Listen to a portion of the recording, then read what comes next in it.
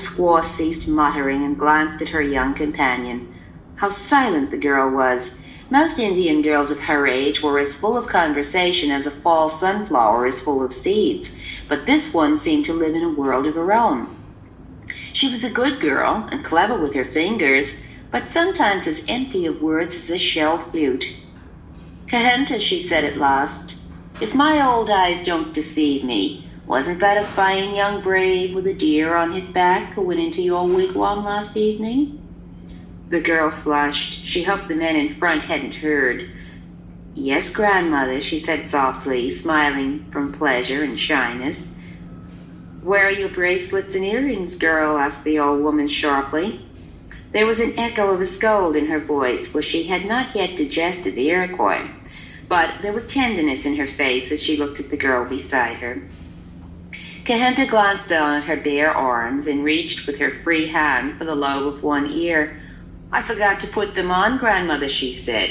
"Forgot them? A girl of your age has no business to forget to make herself pretty for a young man. You spend too much time in church praying on those beads of yours. Beads were meant to decorate a girl's body, not to pray on.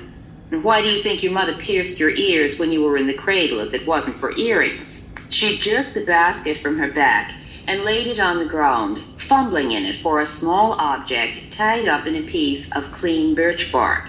Carefully she undid the packet and drew out a pair of beautiful scarlet shell earrings.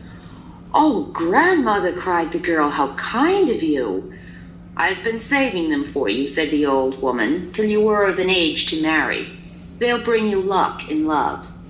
"She's as much of a matchmaker as my mother," thought Kahenta when the old woman fastened first one and then the other ornament in the girl's ears. There were no old maids among the Indians. An Indian girl married or starved. While her mother and this old friend were plotting for a fine hunter to bring in meat, she, Kahenta, was dreaming of papooses. What a beautiful day that would be, she thought, when she had a little bright-eyed papoose of her very own to fasten onto her back when she went out to the fields or down the river.